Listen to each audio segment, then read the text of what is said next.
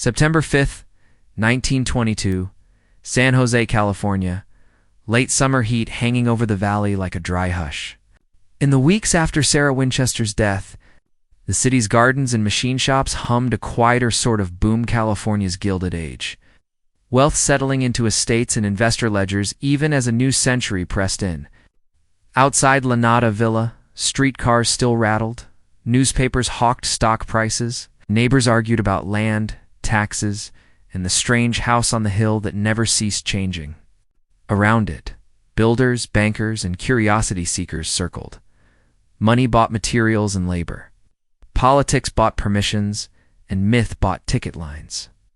The mansion itself behaves like a stubborn character, stubborn, protective, and capricious. A woman's lifetime of additions that reads like a ledger of obsession. It was supposed to be a refuge and an ever-changing answer. It became a labyrinth of rumor and spectacle. Which is it, in the end, a visionary's private experiment or a monument to unchecked superstition and profit?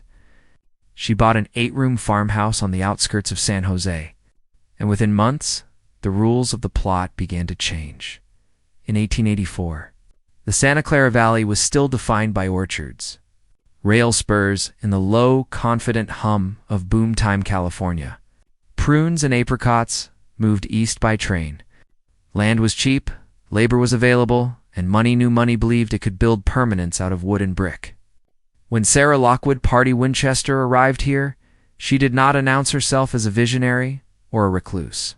She arrived as a widow with resources, purchasing a modest property known locally as La Nada Villa. A practical decision in a region that rewarded quiet wealth and punished spectacle at first. Nothing about the purchase suggested legend. The farmhouse was plain, functional, and already decades old. It sat far from San Francisco's elite circles, and even farther from the gun factories that had made the Winchester name synonymous with American expansion and violence. Two neighbors, Sarah Winchester, appeared reserved, educated, and precise. She hired gardeners. She hired help. She paid on time. In a valley accustomed to new owners testing new fortunes, she blended in. Then the building began to change. Carpenters were brought in, not for a renovation, but for additions. One room became two. A porch became an enclosed corridor. A roofline was raised, then altered again. There were no grand announcements, no public blueprints. Work happened incrementally, almost quietly, but it never fully stopped. When one crew finished, another arrived. When a wall went up, another wall followed it, not symmetrically, not predictably, but insistently. Around the house, California was rewriting itself. The Transcontinental Railroad had already collapsed distance. Industrial fortunes were hardening into dynasties.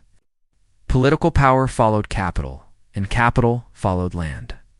San Jose was no longer a sleepy agricultural town. It was an aspiring city watching its outskirts become valuable simply by being close to growth. In that context, continuous construction could be read as strategy, expand, improve, invest, protect value. But the house resisted that clean explanation, unlike the mansions of San Francisco's Nob Hill. This building did not announce dominance. It did not rise all at once or settle into a finished form. Instead, it behaved like a living thing, growing without an obvious endpoint. Rooms were added without regard for exterior balance. Additions overlapped earlier work. What began as a farmhouse started to behave less like real estate and more like a private argument. It's unfolding over time. Sarah Winchester herself did not narrate the process. She did not give interviews or write manifestos. Her silence became part of the architecture. Workers were instructed to build, to alter, to undo, and rebuild again, but rarely told why. To some, that suggested secrecy. To others, control. In a period when wealthy women were expected to decorate rather than direct, hands-on authority unsettled assumptions. It is here that the first paranormal claim enters the record not as fact, but as rumor. Folklore that emerged later would insist that Sarah Winchester believed she was haunted by the spirits of those killed by Winchester rifles. and that the purchase of this house marked the beginning of a lifelong attempt to appease them through endless construction. In this telling, the initial farmhouse was never meant to be a home, but a foundation for spiritual labor. Build to survive, build to confuse, build to delay death. The grounded historical explanation is less cinematic but no less revealing. Sarah Winchester inherited a vast fortune and no surviving children. She was educated, numerate, and accustomed to managing resources. Continuous building provided control, routine, and privacy. It employed local labor, allowed constant modification for health and comfort, and functioned as an ongoing investment at a time when property values were rising. Spiritualism, popular among the Victorian elite, may have coexisted with practicality rather than replacing it. Both explanations appear in the record. Neither fully explains the speed with which the house outgrew its original purpose.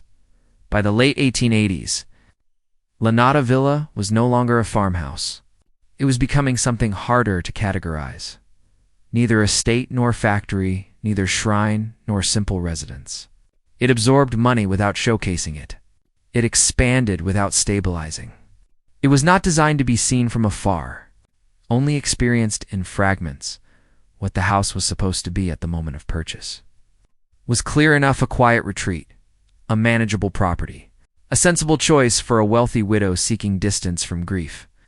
What it became was a process rather than a place, an accumulation of decisions that refused to settle into a final form. And that is the puzzle that begins here. Was this purchase the first move in a deliberate, long-term vision, or the opening step into a private compulsion that would reshape a building? A reputation and an American myth? The money that followed William Winchester's death reshaped Sarah's life in ways the newspapers barely understood. William Winchester died in March 1881. At a moment when American industry was consolidating power at a speed few families could control.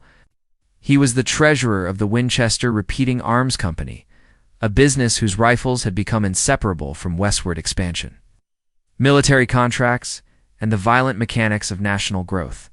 His death did not make front-page headlines for long. What mattered more, and circulated quietly through legal offices and financial pages, was the estate he left behind. Sarah Winchester inherited almost everything by the standards of the late 19th century. The figures were staggering. She received a lump inheritance estimated in the hundreds of thousands of dollars and, more importantly, a 50% stake in the company's profits. That stake generated roughly $1,000 a day in dividend income money that arrived not as a windfall, but as a certainty. It was wealth that did not require her presence, explanation, or public labor. It simply appeared in an era when most women could not vote, and many could not legally control their own earnings. Sarah Winchester became something rare, a woman with near-total financial autonomy. She did not remarry. She did not place her fortune under a male guardian. She moved deliberately, consulting lawyers, relocating across the country, and purchasing property in her own name. The newspapers mentioned her sparingly, usually as a footnote to the Winchester name rather than as a figure in her own right. Grief followed close behind the money. Sarah and William's only child had died years earlier, an infant lost to marasmus. In Victorian America, loss was not discussed openly, but it was ritualized, internalized, and often spiritualized. Mourning clothes, memorial jewelry, and seances were part of respectable culture, not fringe behavior. The combination of bereavement and independent wealth placed Sarah Winchester squarely within a social class that believed meaning could be managed, even negotiated, through belief and action. This is where folklore begins to tighten its grip on the record. Later stories claim that Sarah Winchester was warned by a Boston medium, a family acquaintance, or an unnamed spiritual advisor that the fortune she inherited was cursed. According to this narrative, the spirits of those killed by Winchester rifles would pursue her unless she devoted her life and money to an endless act of building. Wealth, in this version, was both gift and sentence. The grounded explanation, again, complicates the picture. No contemporary documents record such a warning.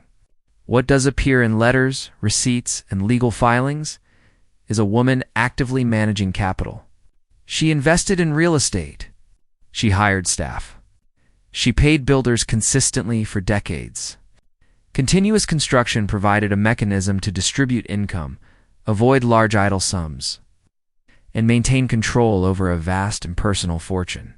For a widow without heirs, this was not irrational, it was prudent. Not irrational, it was prudent. Still, the scale of the income matters. $1,000 a day in the 1880s was not merely comfort. It was insulation from consequence. It allowed for experimentation without financial risk.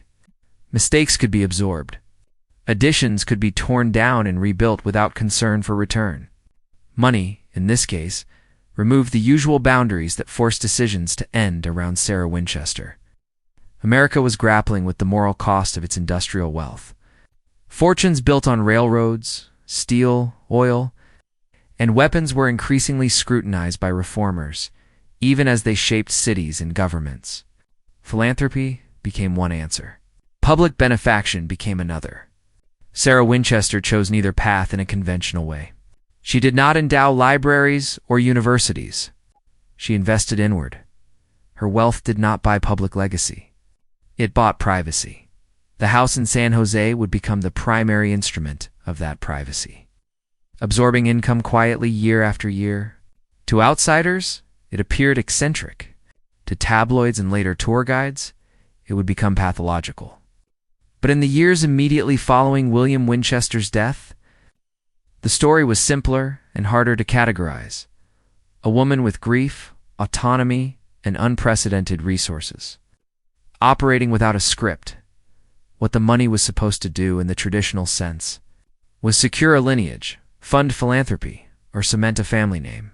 What it did instead was underwrite a singular life, one that redirected industrial profit into continuous, unexplained creation. The question that lingers is not whether wealth changed. Sarah Winchester did, but whether it freed her to follow a vision, or trapped her inside a fortune that demanded to be endlessly, restlessly spent. Men arrived at dawn with plans and lumber. By dusk, they left materials in impossible corners. By the late 1880s, Lanata Villa had become a work site that never fully shut down. While other houses in the Santa Clara Valley followed the rhythms of seasons and budgets, this one obeyed a different clock. Construction began early, paused briefly for meals, and resumed the next day with only minor interruptions. For local laborers, the Winchester property was dependable work in an economy that still swung between boom and uncertainty. Carpenters, masons, glaziers, and painters came and went in rotation. Some stayed for years. Others worked a single phase and never returned. They pushed wheelbarrows through narrow corridors that had not existed the month before. They hauled lumber up temporary ramps, only to dismantle those ramps and build something else in their place. What they were building rarely resembled the drawings they had been given. There were plans, but they were provisional. Instructions changed. A staircase might be approved in the morning and altered by afternoon. A wall could be framed, sheathed, and then partially removed before the paint dried. Workers learned not to ask questions. They were paid to execute, not to interpret. In an era when labor disputes were common and wages unreliable, this silence was often exchanged for stability. The atmosphere around the site was not chaotic, but it was strange. Construction normally moves toward completion. Here, completion was never announced. Additions were layered over earlier additions. Temporary solutions became permanent features. Practical mistakes, misaligned doors, uneven floors were sometimes corrected, sometimes left intact. Over time, the workers themselves began to supply explanations when none were offered. One story circulated early. Mrs. Winchester preferred to work at night, redesigning sections after the crews left. Another claimed she communicated instructions indirectly, through foremen, notes, or gestures. These fragments hardened into lore. A house that changes after hours invites speculation. Laborers, like everyone else, fill uncertainty with narrative. This is where the paranormal interpretation gained traction on the job site. According to folklore, workers believed the house was being built to confuse spirits, that staircases leading nowhere and doors opening onto walls were intentional traps for the dead. In this telling, the labor itself became ritual, each hammer strike a small act of protection. Some accounts suggest workers refused certain tasks at night, fearing they might disrupt unseen occupants. The grounded explanation is more mundane, but equally revealing. Continuous remodeling without a master plan produces inefficiencies. Sections built for one purpose were repurposed for another. Earthquake reinforcements altered layouts. Changes in building codes, materials, and health needs required constant adjustment. What appears symbolic in retrospect may have been logistical in real time.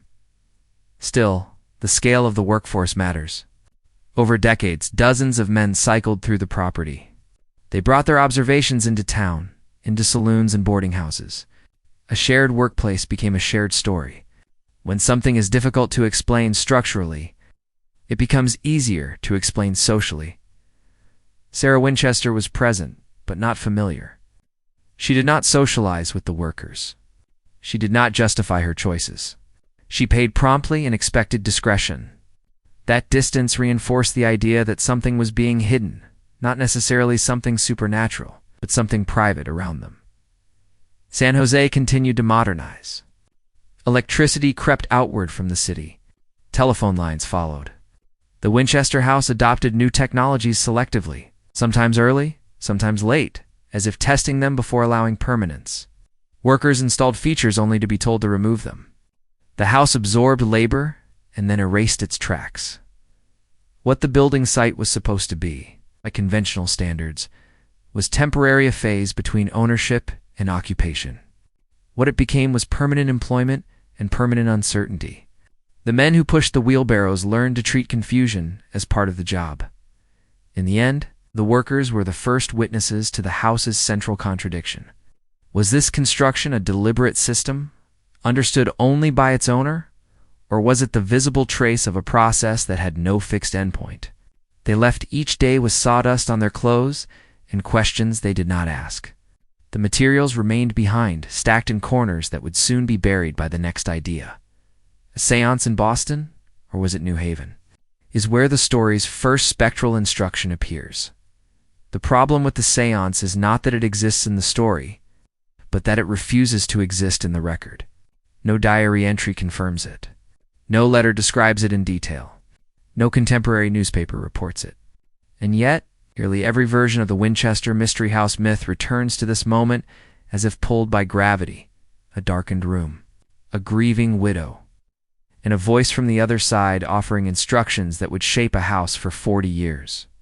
According to folklore, the seance took place shortly after William Winchester's death in 1881.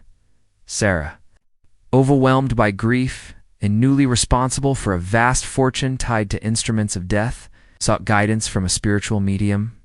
The medium, the story goes, delivered a warning. The Winchester family was cursed. The spirits of those killed by Winchester rifles were restless, angry, and focused. They would follow Sarah unless she moved west and built a house that never stopped changing.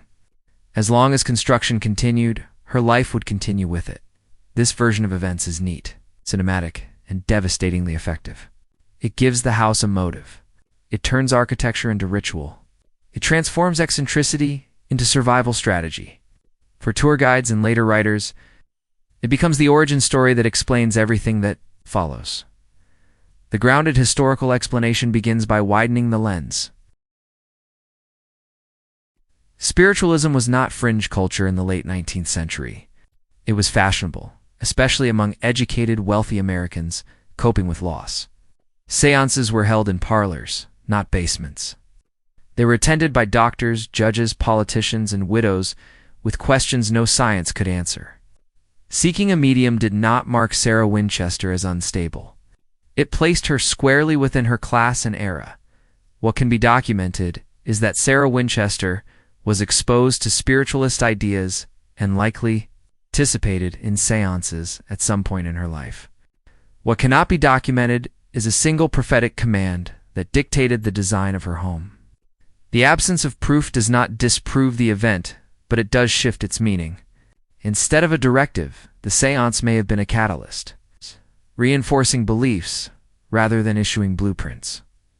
The uncertainty deepens when the location shifts. Some accounts place the seance in Boston. Others insist on New Haven. Still others leave the city unnamed, as if geography itself were secondary to the message. This instability suggests something important.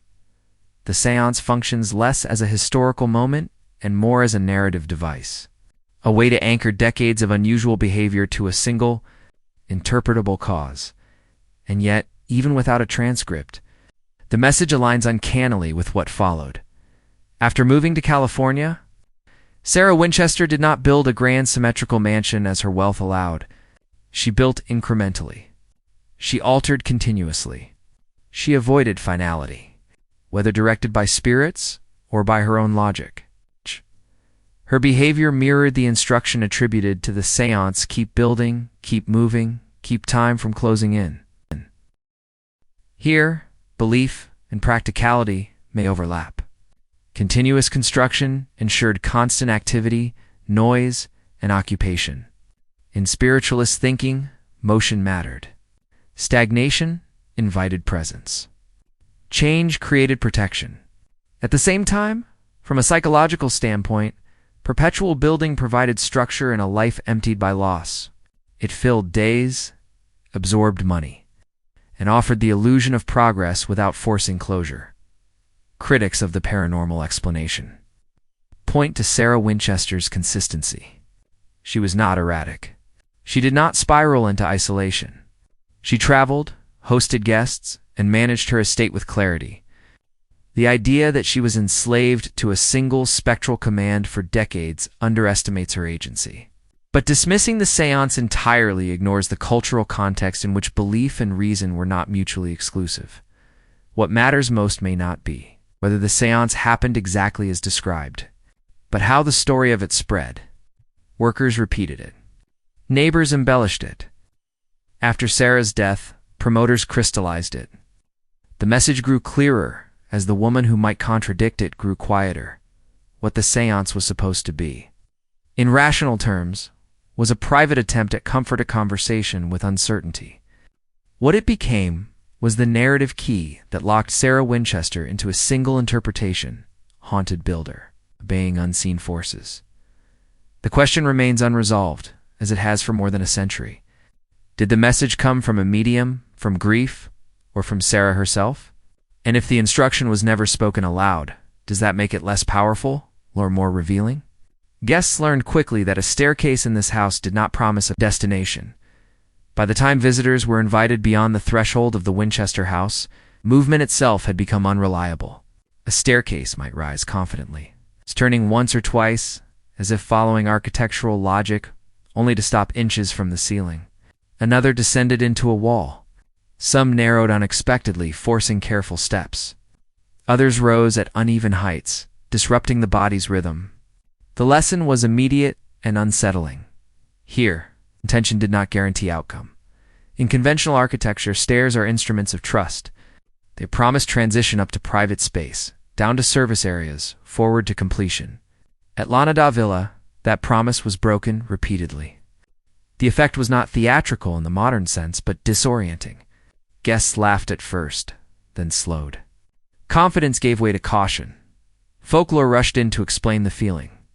According to popular legend, the stairs were designed to confuse spirits. The dead, it was said, moved in straight lines and predictable paths. By breaking those paths, by leading nowhere, by turning unexpectedly, Sarah Winchester could keep herself one step ahead of whatever followed her. In this telling, every misstep was intentional. Every aborted ascent, a form of defense. The grounded explanation begins with a body, not a ghost. Sarah Winchester suffered from arthritis later in life, and many staircases feature shallow risers and gentle slopes uncommon in Victorian homes. Some stairs were modified repeatedly to improve comfort and accessibility. Others were rendered obsolete when new floors, roofs, or rooms were added around them. In a house under constant renovation, a staircase could lose its purpose before it was ever removed, yet even that explanation does not account for the sheer number of them. Estimates place the total at roughly 40 staircases. Depending on how one counts partial flights and secondary steps, that repetition matters. It suggests not accident, but accumulation. Stairs were added because stairs were needed, then left behind when needs changed. The house did not prune its past decisions.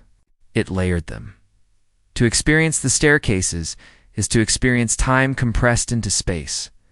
One set belongs to an earlier version of the house, another to a later correction, another to a path that was abandoned mid-thought.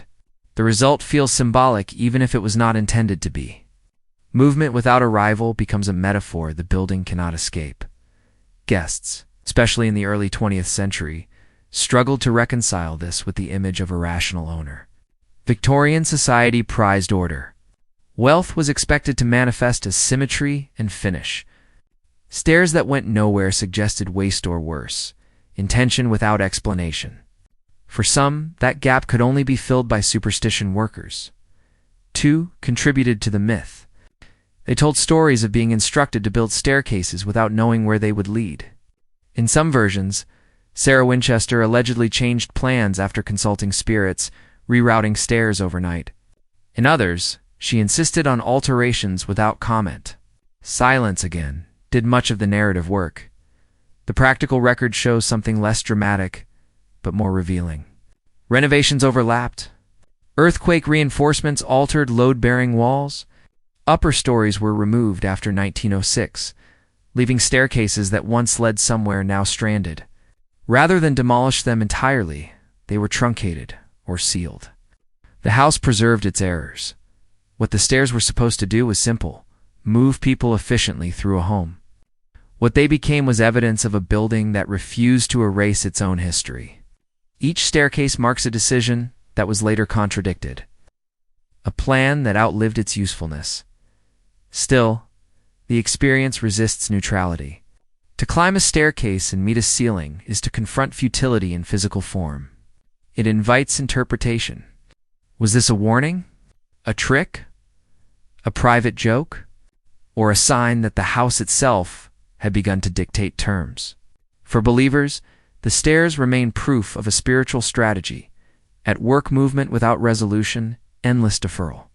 For historians, they are artifacts of a long, unmanaged process. Visible seams in a structure that never stopped becoming. The truth may sit between those explanations. Intent and improvisation are not opposites here. They are collaborators. The stairs that go nowhere ask the same question over and over. With each step, was this confusion designed to protect a woman from unseen forces? Or did it emerge naturally when time, money, and control were allowed to run without restraint? Either way, once you begin climbing, turning back feels less certain than it should. When the earth moved, the house showed its fractures and its unintended openings to the sky. At 5:12 a.m. on April 18, 1906, Northern California was torn awake by one of the most destructive earthquakes in American history. San Francisco burned. Streets split. Entire neighborhoods collapsed into smoke and flame. In the Santa Clara Valley, the shaking was less apocalyptic, but no less revealing. Buildings groaned, chimneys fell. Structures built on assumption were tested by force. The Winchester house did not collapse, but it did not escape unchanged. At the time of the quake, the mansion had grown to as many as 7 stories in places, a vertical ambition that rested on layers of incremental design rather than a single engineered plan. When the ground convulsed, the house responded unevenly. Upper levels were damaged beyond repair. Towers cracked. Chimneys sheared. Portions of the structure that had been added late and reinforced lightly suffered the most. Folklore seized the moment immediately. According to popular legend, Sarah Winchester was sleeping in what would later be called the Blue Room when the quake struck. Rubble trapped her inside for hours. Some versions claim she believed the spirits were angry. The earthquake was punishment for building in the wrong direction or breaking ritual patterns. In response, the story goes, she ordered damaged sections sealed rather than repaired, cuming rooms as appeasement. The grounded historical explanation is both simpler and more consistent with the record. The upper floors were unsafe. Repairing them would have required enormous cost and modern engineering. Instead, Sarah Winchester did what many property owners did after 1906. She reduced the structure.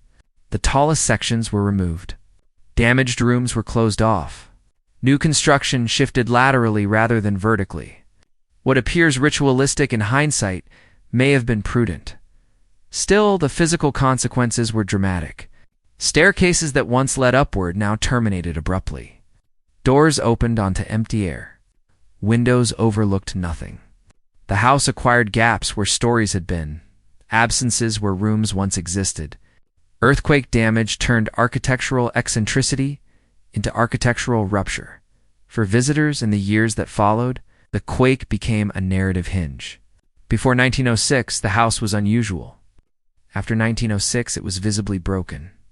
Broken things demand explanation.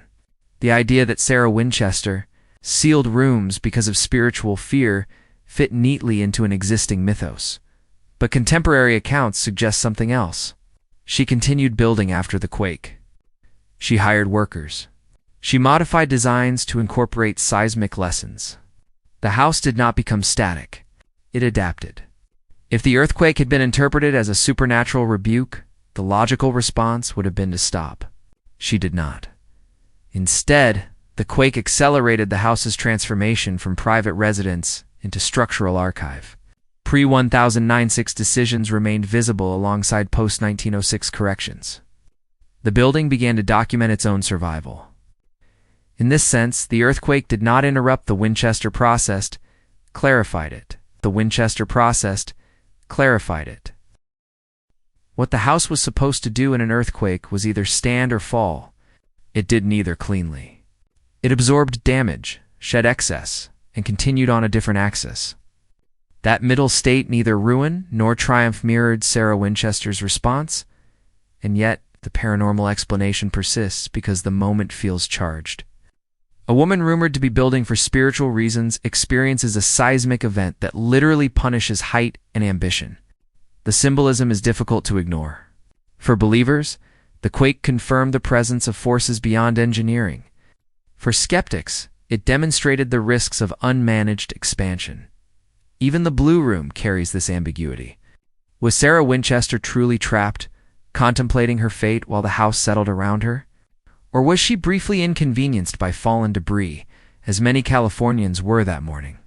The story changes with the teller. What is certain is that the earthquake fixed the house's public identity. From that point on, Lanata Villa was no longer just eccentric, was wounded. Its scars became features. Its missing pieces invited imagination. The question that remains is whether the quake exposed the house's flaws or revealed its purpose. Was the damage a failure of design or the moment when chaos and intention finally aligned? The earth moved once. The story has been shifting ever since. Beyond ritual, there was bookkeeping, payrolls, suppliers, and the steady purchase of glass for all its myths. The Winchester house functioned first as an enterprise. It required schedules, materials, wages, and oversight. Construction on this scale, extended over decades, could not survive on impulse alone. Someone tracked hours. Someone ordered lumber. Someone balanced accounts. And that someone, more often than not, was Sarah Winchester. Receipts, contracts, and surviving financial records show a pattern of consistency. Workers were paid regularly. Suppliers were kept in rotation. Materials arrived in quantities that suggested planning, even if the final form did not. Glass, in particular, appears again and again in the records windows ordered, reordered, and replaced. In a house that prized light but rejected symmetry, glass became both necessity and signature. This is where the narrative of obsession collides with the evidence of competence. Obsession burns money quickly. This project sustained it. For nearly 4 decades, Sarah Winchester managed an operation that never defaulted, never stalled for lack of funds, and never collapsed under its own inefficiency. That requires discipline. Folklore tends to recast this discipline as compulsion. The popular story insists that she built because she had tooth that spirits demanded it, and death would follow if she stopped. In that version, bookkeeping becomes secondary, almost accidental, the byproduct of fear. But the historical record reverses that order. The fear, if it existed, was channeled through systems. Construction also served a financial purpose. Continuous improvement allowed Sarah Winchester to convert liquid income into physical assets incrementally, avoiding large idle balances. It provided a reason to keep capital moving, spread across labor and materials. In an era before modern portfolio management, this was a rational way to handle extraordinary, ongoing income. The house also functioned as an employer. Dozens of men depended on the project. That dependency created loyalty and silence. Workers were less likely to question decisions when their livelihoods depended on continuation. From a business perspective, perpetual construction ensured a stable workforce and reduced the friction of rehiring and retraining. Still, inefficiencies are real. Duplicate rooms, redundant staircases, materials used and abandoned. From a strictly economic standpoint, much of the building makes no sense. The house did not maximize resale value. It did not streamline operations. It absorbed money without producing proportional returns. That tension between fiscal control and apparent waste is central to understanding Sarah Winchester. She was not careless, but she was unconcerned with optimization. Profit was not the goal. Continuity was. The paranormal explanation reframes this continuity as obligation. Spirits required constant appeasement, and the flow of money into construction was the price of survival. In this telling, every paycheck was protection, every shipment of glass a delay of fate. The house becomes a transaction between worlds. The grounded explanation points elsewhere. Continuous building created routine. It filled days. It imposed order on time. Grief often destabilizes identity. Systems rebuild it. Payroll deadlines, supply orders, and project phases offered structure without finality. The house did not need to end, because the process itself was the point. Records also showed that Sarah Winchester negotiated. She disputed costs. She changed suppliers. She adapted to shortages.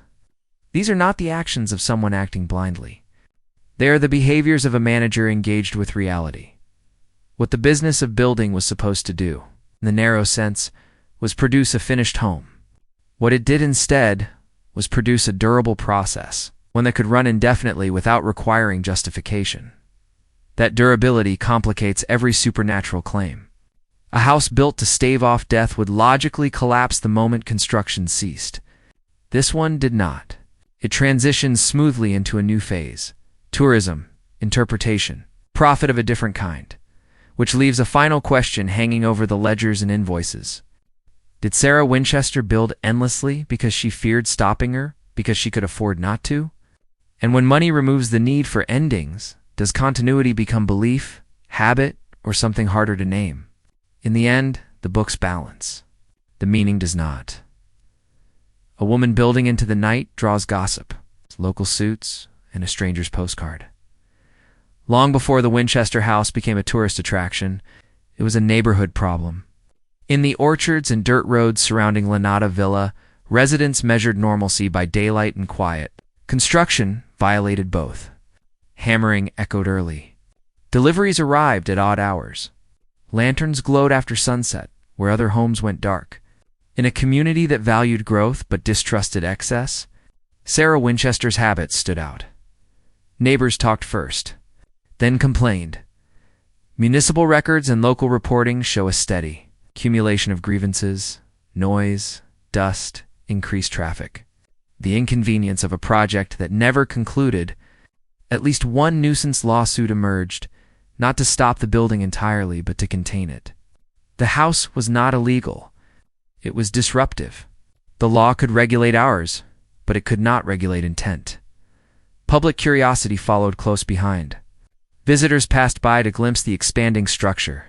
Some asked questions. Others sent postcards, marveling at the oddity. The house became a landmark without trying to be one. It was known not for beauty, but for persistence. Here, folklore again filled the gap between observation and explanation. Neighbors speculated that construction continued at night because spirits were more active after dark. Some claimed Sarah Winchester reversed her sleep schedule to consult the dead undisturbed. The house illuminated while the valley slept. looked like a vigil. The grounded explanation is less sensational, but equally telling. Night construction avoided heat. It reduced daytime disruption. It allowed work to proceed without the scrutiny that daylight invites. For a private woman managing a controversial project, darkness offered control. Still, the social effect was unavoidable. As the house grew, it ceased to be merely Sarah Winchester's concern. It became part of the local economy and identity. Vendors benefited. Laborers relied on it. Neighbors resented and relied on it simultaneously. This visibility altered the story being told about the house. What had once been an eccentric private project became a public curiosity, and curiosity demands narrative. Stories circulated faster than facts. Each new addition confirmed the rumor that something unusual was happening behind the gates. After the 1906 earthquake, tension intensified. The damaged structure, visibly altered, became proof for those already inclined to believe. Why seal rooms? Why leave doors suspended over open air? To the public, the answers felt supernatural because the practical explanations were never offered. Sarah Winchester did not intervene. She did not correct misconceptions. She did not invite reporters in to clarify. Silence functioned as permission. In the absence of explanation, myth was efficient. The nuisance suits did not succeed in stopping construction. But they did something more subtle. They documented community discomfort. They placed the house in legal language, forcing it into public record. From that point on, Lanata Villa was not just a home, it was a case, a file, subject of municipal discussion. What the neighbors wanted was resolution, an end date, finished facade, a return to normal. What they got instead was escalation. The house continued to grow, and so did the stories attached to it. By the time Sarah Winchester died in 1922, the house was already famous locally. Guides would later claim that people traveled miles just to see it.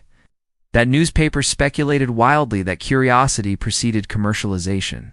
That is only partially true. What existed first was irritation, then fascination, then acceptance.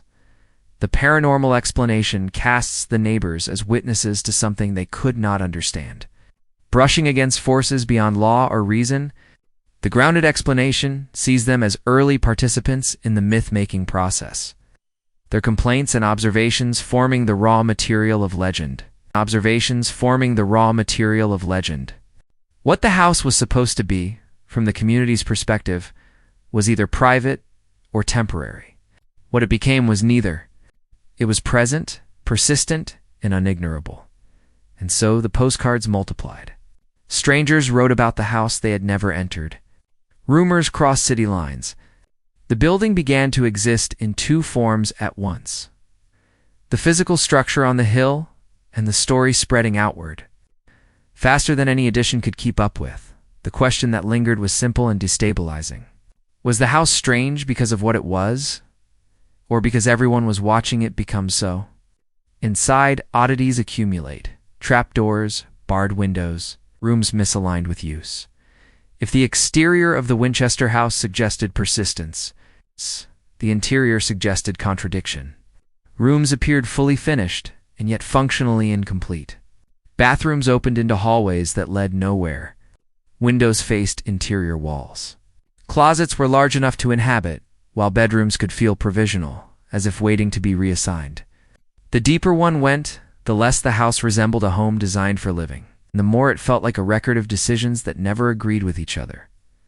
Bathrooms became an early point of fascination.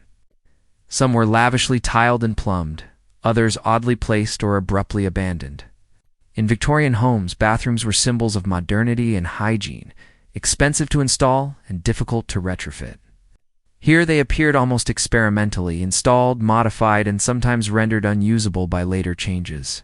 A toilet might sit behind a door that no longer aligned with the room it served. A sink might drain toward a wall that once connected to another system entirely. Folklore interpreted this as intentional disorientation. The dead, it was said, could not navigate rooms that refused conventional logic. Trapdoors and blocked passages were defensive architecture, meant to redirect unseen movement. Bathrooms, associated with vulnerability, were broken into fragments to prevent spiritual intrusion. The grounded explanation is architectural drift. Plumbing layouts changed. Floors were added or removed. Walls were relocated. What began as a functional bathroom could become a dead-end annex when the surrounding structure evolved. Removing and reinstalling plumbing repeatedly would have been costly and unnecessary. Instead, rooms were left as they were artifacts of earlier needs. Basements deepened the unease. Some descended abruptly. Others connected to crawl spaces that served no obvious purpose. Storage areas became corridors. Corridors became sealed voids. The basements held evidence of the house's operational life tools, materials, remnants of work, while also amplifying the sense that nothing here was ever truly finished. Then there's the blue room, painted in a distinctive hue and positioned deep within the house. The blue room occupies a singular place in Winchester lore. According to popular legend, it was Sarah Winchester's seance room. It's the place where she communed nightly with spirits to receive instructions for the next day's construction. In some versions, it was the only room she slept in. In others, it was the room where she was trapped during the 1906 earthquake. Historically, the blue room was a bedroom. Its color was fashionable for the period.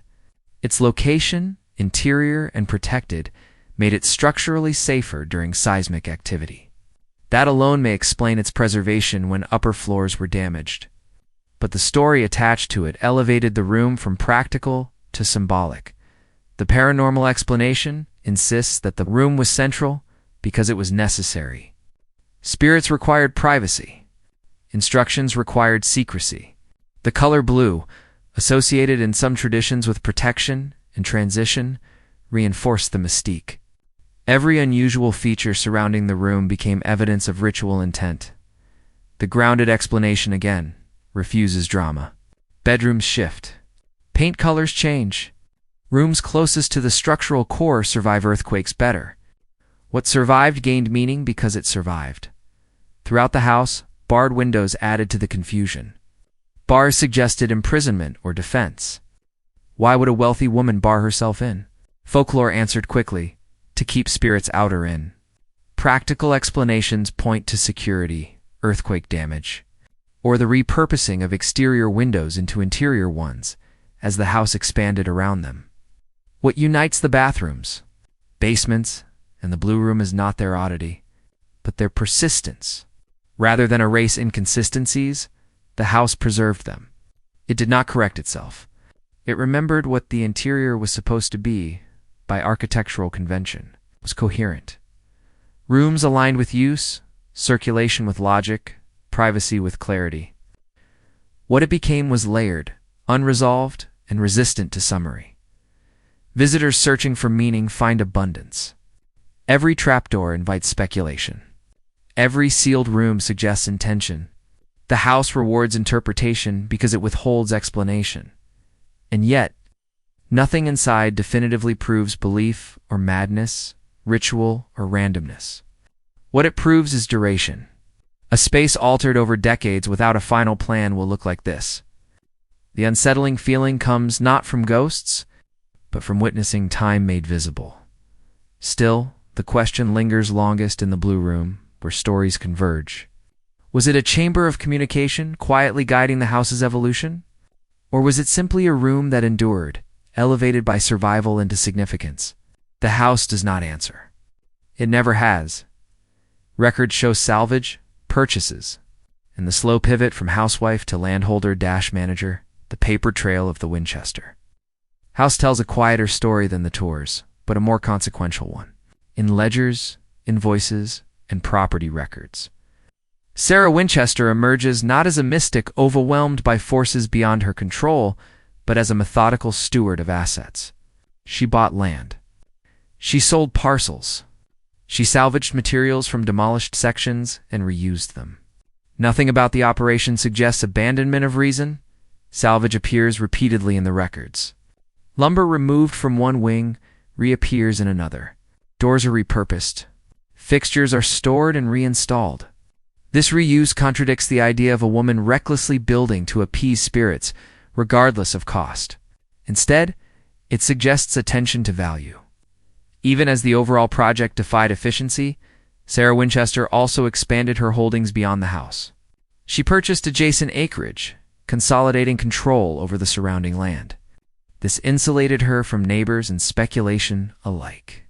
In a valley where land prices rose steadily, this was not eccentric, it was shrewd. The house may have appeared irrational, but the estate was not. This gradual expansion marks a larger shift. Sarah Winchester did not remain in the social role she inherited. As a married woman, she had been a participant in a family fortune. As a widow, she became its administrator. Over time, she evolved into something rarer, a landholder and manager operating, largely outside male oversight. Folklore struggles with this transformation. It prefers a static figure-haunted widow, frozen in grief. Management does not fit that image. Investment does not feel supernatural. And yet, the two narratives coexist uneasily. A woman can believe in spirits and still understand balance sheets. The paranormal explanation reframes her financial decisions as subordinate to belief. Land purchases, in this view, were meant to create distance from spiritual threat. Salvage reflected frugality born of obligation rather than strategy. The house remained the true focus. Everything else was incidental. The grounded explanation sees a long-term pattern. Continuous construction required logistical control. Land purchases reduced legal risk. Salvage minimized waste. These decisions indicate learning over time. Sarah Winchester did not repeat the same mistakes blindly. She adapted. The inventories also document the house's changing identity. Items associated with domestic life furniture, linens, tableware, appear alongside industrial materials. The house oscillated between home and site. That duality shaped how it was used and understood. It was never fully one thing. Financial autonomy allowed Sarah Winchester to avoid external pressure.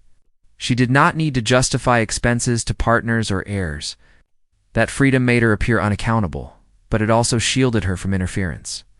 The house became a private economy within a public myth. After the 1906 earthquake, investment patterns shifted again. Money moved toward stabilization rather than height. Repairs replaced expansion. This adaptability undermines the idea of a rigid, spirit-driven mandate. If the house had to grow upward indefinitely, the quake would have been a stopping point. Instead, it was a pivot. What the inventories were supposed to be were mundane documents, records of buying and selling. Nothing more. What they become in hindsight is evidence of authorship. Someone was making decisions, weighing options, and managing risk. This does not eliminate mystery. It reframes it. The question is no longer whether Sarah Winchester believed in spirits, but how belief interacted with competence. Did faith shape her investments, or did investment shape the expression of faith? The house stands because the numbers worked. Materials were paid for. Labor was sustained. Land was secured. The myth could not have survived without management underneath it. In the end, the records force an uncomfortable conclusion. Whatever drove Sarah Winchester, it was not confusion. It was continuity, maintained through careful control. And that raises a final question. If the house was a product of belief, why does it read so clearly as a ledger of deliberate choices? After Sarah's death, the mansion became a stage tours, shows, and the commercialization of mystery. When Sarah Winchester passed in 1922, the house she had spent decades shaping did not sleep. It transitioned from private project to public spectacle almost immediately. Local promoters recognized what the town had long suspected. Lanata Villa was unusual enough to attract attention, unusual enough to be monetized. Doors, hallways, staircases, and the infamous Blue Room became props in a carefully curated story of eccentricity and obsession. Tours began in the years following her death, often guided by workers who had witnessed construction phases firsthand. They pointed to stairs that led nowhere, rooms that had been sealed, doors that opened into wall's edge, feature presented as intentional proof of Sarah Winchester's mystical instructions. Tourists paid to walk through the house as if it were a theater of the supernatural, their curiosity shaped by narrative as much as by architecture. Folklore amplified the performance. Newspapers and pamphlets exaggerated the idea that she had been haunted. She had communicated with spirits nightly, that every oddity in the house was deliberate. In this version, the house was not just a building. It was a testament to fear, grief, and compulsion. Every feature told a story. Every corridor carried suspense. Every staircase became part of the legend. The grounded historical explanation is less theatrical but equally important. The house had evolved over decades, layered with repairs, expansions, and modifications. Staircases that led nowhere, rooms without doors. And odd window placements were often the result of practical constraints, changing plans, and adaptive reuse of materials. The narrative of obsession overlaid these pragmatic explanations, giving them meaning to the public while simplifying the complex reality of a decades-long construction project. Commercialization formalized this myth. Guides learned how to stage tours for maximum effect, emphasizing disorientation and intrigue. The house was lit to accentuate labyrinthine corridors. Stories of spectral warnings and protective rituals were repeated, often without caveat. Visitors paid for both experience and narrative, participating in a performance in which architecture, history, and legend were inseparable. Tourism also brought documentation. Photographs, postcards, and early film footage preserved angles, staircases, and corridors. These visual records contributed to the house's reputation as a deliberately uncanny space. Even as they preserved evidence of practical construction decisions, visitors' accounts, in turn, reinforced the duality of the house. It was simultaneously historical artifact and stage spectacle. Scale becomes apparent in this transformation. Over 40 staircases, roughly 160 rooms, and decades of continuous construction offered almost infinite opportunities for narrative. Each feature could be reinterpreted, recast, or highlighted to suit the expectations of visitors. Materials purchased over 40 years, lumber, glass, and fixtures, were cataloged anew in the process of storytelling. Every detail became a prop. The house's performance was both commercial and psychological. By presenting mystery, it created allure and drew paying audiences. By emphasizing eccentricity, it reinforced the myth of Sarah Winchester as both haunted and visionary. In doing so, it converted private grief and investment into collective experience. Yet ambiguity remained central. Guides were careful to present multiple interpretations, inviting speculation without resolving contradictions. Was Sarah driven by fear, faith, or strategic planning? Was each staircase an intentional trap or an accident of accumulated construction? The house's stage demanded questions rather than answers. What the house was supposed to be? After her death, was property to manage or sell. What it became was a performance and ongoing negotiation between history, myth, and commerce. Its meaning shifted from personal to public, from architectural to theatrical, yet it remained tangible. Walls, doors, and staircases could still be traversed, still encountered physically, and the unresolved question lingers. Did the house become legend because it was extraordinary? Or did legend make the house extraordinary? Either way, the mansion continues to perform. Decades after her death, staging a story of wealth, grief, and obsession that defies closure. Magicians and movie makers found a ready set where rumor did half the work. By the 1930s and 1940s, the Winchester Mystery House had evolved beyond a regional oddity into a national curiosity. Its labyrinthine corridors, incomplete staircases, and rooms that defied logic offered a perfect backdrop for spectacle. Magicians like Harry Houdini, seeking spaces charged with suspense, reportedly visited the property, or at least considered it in their tours and stories. Hollywood, meanwhile, began to recognize the value of locations already shrouded in narrative. Here, rumor had done much of the work. The house was already haunted, already mysterious, and already a story waiting to be filmed. Filmmakers and authors treated the mansion as a set waiting for use. Photographs highlighted staircases to nowhere. Windows facing walls became symbols of entrapment and suspense. Stories of Sarah Winchester's spiritual consultations were retold as narrative devices, lending credibility to the eerie imagery captured by early cameras. The interplay of documented architecture and folkloric embellishment created a visual shorthand. The house as macabre theater scale reinforced the effect. Roughly 160 rooms, 40 staircases, dozens of chimneys, miles of corridors, and decades of accumulated construction offered filmmakers and promoters nearly endless opportunities for framing shots. In addition, decades of receipts, inventories, and labor records gave historians a counterpoint to legend, highlighting the human labor behind the spectacle. Tour guides capitalized on both. Paying visitors could hear tales of the supernatural while seeing evidence of the house's extraordinary construction firsthand. The folklore explanation turned marketing into myth. Visitors were told the house had been built for spirits, that it had hidden passageways to confuse the dead, that every eccentricity was intentional. Houdini's connection, though anecdotal, added authority. Hollywood's interest confirmed the story. The house was not only mysterious, it was a location of cultural significance. These layers of interpretation amplified the house's reputation far beyond San Jose. The historical explanation tempers this with reality. Sarah Winchester's decades-long investment in the property, her methodical record-keeping, and her deliberate management of construction were extraordinary achievements in their own right. Magicians and filmmakers had a convenient narrative, but the true story reflected persistence, wealth management, and architectural improvisation over nearly 40 years. The house's scale, unusual but explainable, created the conditions for myth-making without requiring supernatural intervention. The commercialization of the macabre extended into tourism.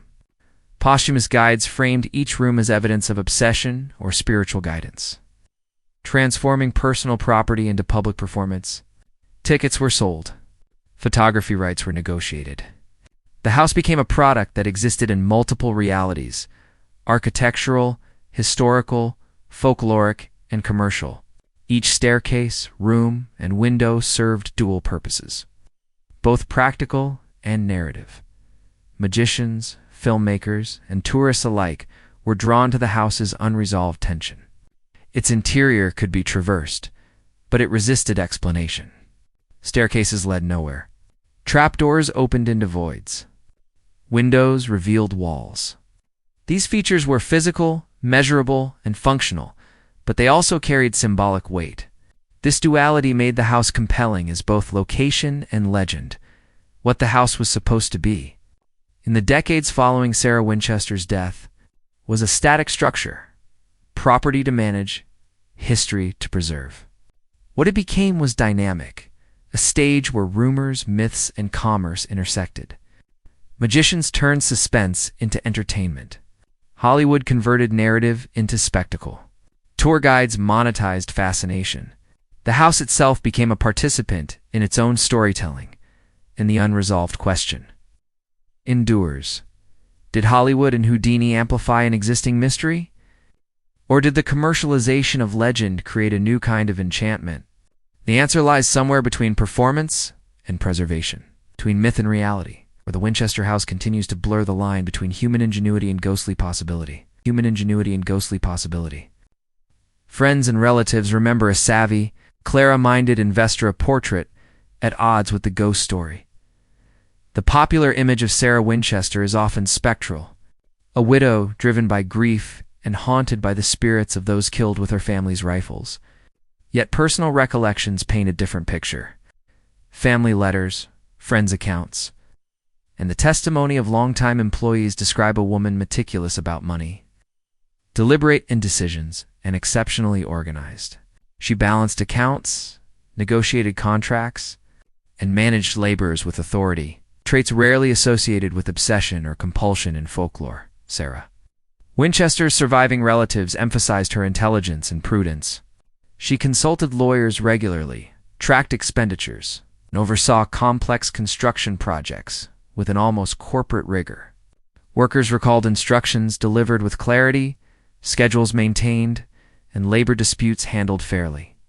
These memories challenge the narrative of a widow enslaved by spirits, suggesting instead a deliberate and competent operator navigating grief, wealth, and social expectations.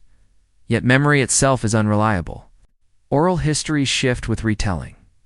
Local gossip, printed accounts, and guidebook narratives sometimes exaggerate eccentricity, inflating minor oddities with ritualized behavior. Visitors to the house, influenced by tales of hauntings, often projected stories backward in time, attributing supernatural intent to decisions that were practical or mundane. Over decades, myth-making and human recollection intertwined, making it difficult to separate the real woman from the legend she inspired. This duality is central to understanding the Winchester narrative. Folklore thrives where documentation is sparse, imagination fills gaps, and objects resist easy interpretation. Family testimony offers a counterbalance, confirming rationality and agency. Both are necessary to reconstruct the story. One provides context, the other adds dramatic allure. The tension between fact and legend becomes clearer when examining day-to-day operations. Ledgers, invoices, and property records confirm that construction followed schedules, budgets, and logistical constraints. Rooms, staircases, and basements were not built randomly. Materials were tracked, payments recorded, and labor organized. Yet when visitors encounter these same features decades later in finished staircases, doors to nowhere, oddly placed windows, they interpret intention differently. Here, memory and myth diverge. Family accounts also emphasize the human aspects of Sarah Winchester, her attention to workers, her careful management of the estate, and her practical adaptation to the 1906 earthquake. These details counter narratives of hysteria or spiritual obsession, portraying instead a resilient widow making calculated decisions over decades. The woman remembered by friends and family was strategic, disciplined, and capable, suggesting that the legend of compulsion obscures as much as it reveals. What the house was supposed to represent to those who knew her was stability, control, and prudent investment. What it became in public imagination was mystery, spectacle, and the stage 4 ghost stories. That gap illustrates how personal testimony can coexist uneasily with folklore, each amplifying different aspects of the same history.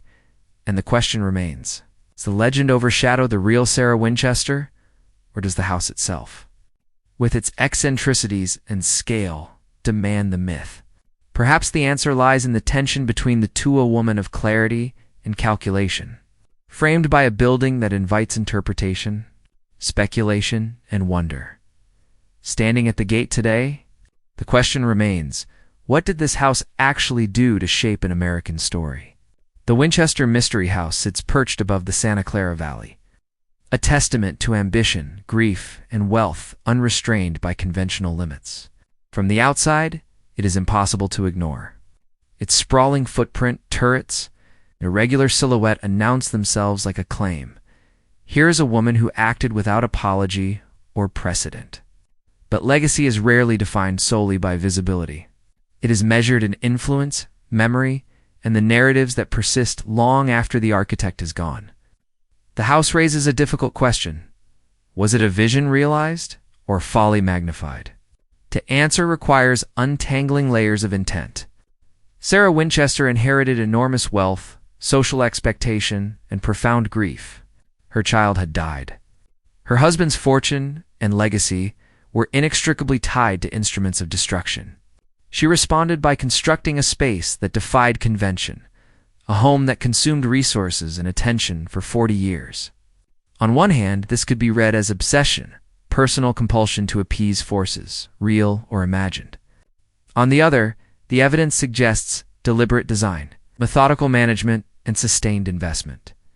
The scale of the undertaking reinforces both readings.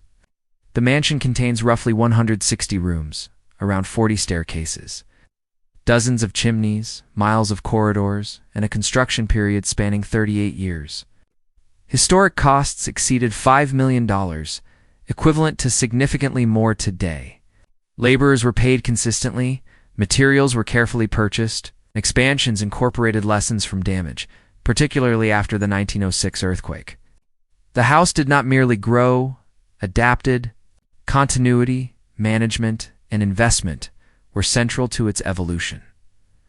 Folklore frames this scale as supernatural ambition. The house is presented as a labyrinth built to confuse spirits, protect the living, and extend a widow's life. Doors lead to walls. Stairs lead to ceilings. Rooms are misaligned with purpose. These features invite interpretation as ritual or compulsion, a tangible manifestation of grief and fear. Visitors leave with an impression of obsession made physical. Each irregularity, a cipher of the spectral. The grounded. Historical perspective offers an alternative, incremental construction, adaptive reuse, and pragmatic responses to practical needs. Staircases and doors were altered due to changing plans. Rooms were sealed or abandoned after damage. Plumbing and structural upgrades were implemented selectively. The house's eccentricities are not irrational, they are records of decades-long decisions in an evolving architectural project. Where folklore sees design to appease spirits, history sees adaptation, labor management, and a strategic response to circumstance. The house's influence extends beyond architecture. It intersects with American culture, entertainment, and tourism. Houdini reportedly visited, intrigued by its reputation. Hollywood recognized it as a ready-made set, already imbued with narrative tension. Guidebooks, postcards, and early films converted architectural oddity into cultural commodity. Here, legend and commerce intersect. The house became both a story and a stage, shaping perceptions of eccentricity, wealth, and the supernatural in the national imagination. Family testimony adds yet another dimension.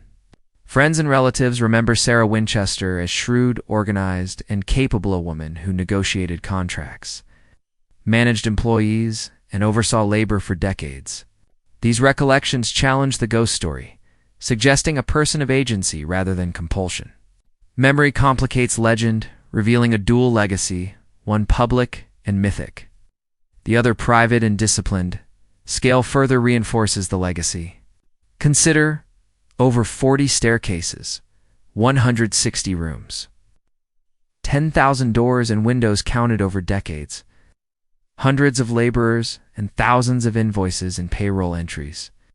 The construction spanned nearly 4 decades without ceasing, producing a structure that exists in multiple layers of time. The house embodies accumulation of money, labor, ideas, and stories. Its scale is both impressive and overwhelming, prompting awe, speculation, and, for many, sense of inevitability. Something this vast cannot be accidental. The house also prompts a question of risk. Could wealth alone justify such an endeavor? In a society where fortunes often disappear within a generation, Sarah Winchester used capital to create continuity and structure. Whether motivated by grief, belief, or personal vision, she converted inheritance into something tangible and enduring. It may have appeared eccentric or obsessive to outsiders, but it was simultaneously disciplined and strategic. Ultimately, the legacy of the Winchester Mystery House is ambiguous, deliberately so. It defies simple moral or historical categorization. Was it folly, a monument to fear and compulsion? Or vision, a unique expression of wealth, agency, and resilience? The answer may be both. Its eccentricities inspire fascination, yet its management demonstrates capability.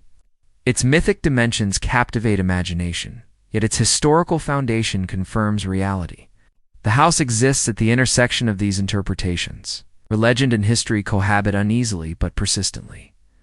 Walking the grounds today, one sees evidence of both readings.